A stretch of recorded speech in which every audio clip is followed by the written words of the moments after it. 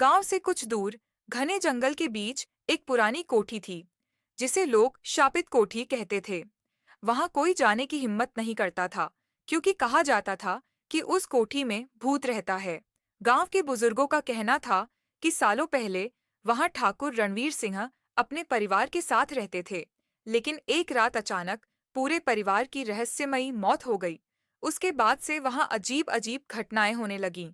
चीखने चिल्लाने की आवाजें, रात में खिड़कियों का अपने आप खुलना बंद होना, और कभी-कभी किसी के रोने की हल्की आवाजें आती थीं। गांव के चार दोस्त राहुल, अर्जुन, नेहा और समीर बहुत जिज्ञासु थे। उन्हें इन भूत प्रेत की कहानियों पर भरोसा नहीं था। एक दिन उन्होंने तय किया कि वे कोठी के अंदर जाकर सच का पता लगाएंगे।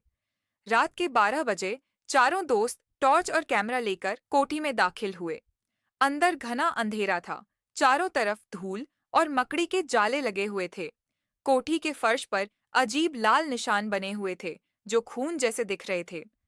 जैसे ही वे अंदर गए, दरवाजा अपने आप जोर से बंद हो गया। समीर ने डरकर कहा, शायद यह हवा की वजह से हुआ होगा।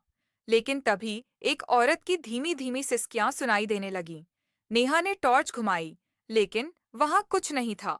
तभी अर्जुन ने दीवार पर पुराने परिवार की तस्वीर देखी। अचानक तस्वीर में मौजूद आंखें हिलने लगीं और खून के आंसू बहने लगे। राहुल ने हिम्मत दिखाई और ऊपर की ओर जाने वाली टूटी फूटी सीढ़ियों पर चढ़ने लगा।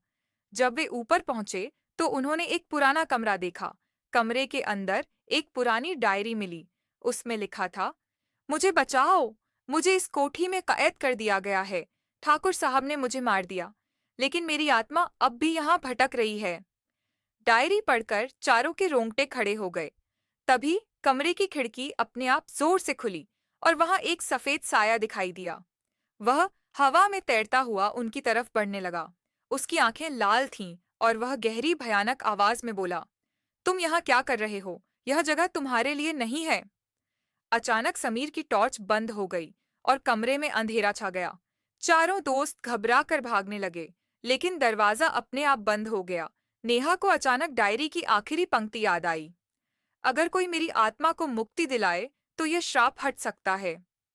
उन्होंने हिम्मत जुटाई और मिलकर ठाकुर के गुप्त कक्ष की खोज की। वहां एक कंकाल पड़ा हुआ था, वही महिला जिसकी आत्मा कोठी में भटक रही थी। उन्होंने गांव के पुजारी को बुलाया। पुजारी ने वहां हवन किया और जैसे ही मंत्र पूरे हुए, सफेद साया धीरे धीरे अदृश्य हो गया। उस दिन के बाद से कोठी में कोई अजीब घटना नहीं हुई। गांव वालों ने चारों दोस्तों की बहादुरी की सराहना की। राहुल ने मुस्कुराकर कहा, डर से भागने से अच्छा है उसका सामना करना।